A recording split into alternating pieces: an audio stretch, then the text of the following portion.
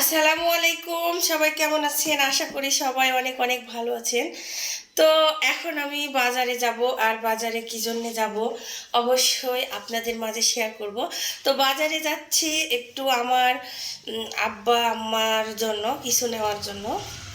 তো কি নিব অবশ্যই আপনাদের পরবর্তী ভিডিওতে দেখাবো। তো চলেন এখন বাজারে যাই, সবাই আমার সাথেই থাকবেন।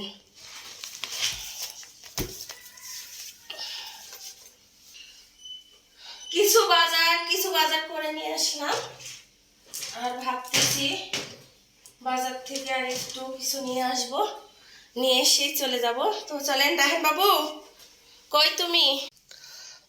তো এখন বাজারে চলে যাব।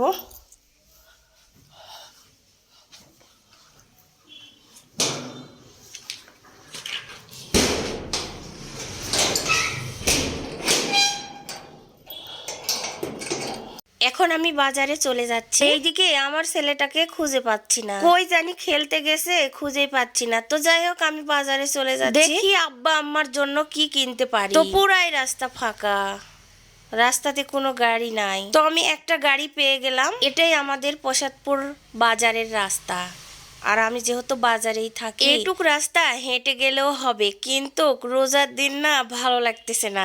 তো যাই হোক, আমি মার্কেটে চলে আসছি। এই তো শাড়ির দোকানে চলে আসছি, শাড়ি লুঙ্গি।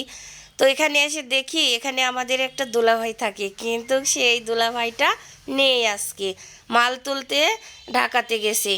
তো আরেকজন আছে, সে আমাকে নঙ্গিগুলো দেখাচ্ছে। আমার আব্বার জন্য নঙ্গি নিব, আর মার জন্য একটা শাড়ি নিব। মা বলতে আমার তো নিজের মা নাই, এটা বড় আম্মা হচ্ছে, এই কারণেই বড় আম্মার জন্য একটা শাড়ি কিনতেছি। তো শাড়িগুলো কেমন লাগতেছে অবশ্যই কমেন্টে জানাবেন। এগুলোর মধ্যে একটা শাড়ি নিব আমি। তো বেশি আর শাড়ি দেখলাম না, হালকা পাতলা একটুতেই আমার একটা চয়েস হয়ে গেল শাড়ি। তো দোকানদার ভাই একটু দিয়ে দিচ্ছে, এটাই আমি পছন্দ করলাম। না শাড়ি ধরছি আপনি, তো বেশি দেখতে হয় না, যেহেতু বয়স্ক আমার বড় আম্মা, তো অত দেখার দরকার নেই, হলেই হলো। তো যাই হোক, এই তো নিয়ে নিছি শাড়িটা।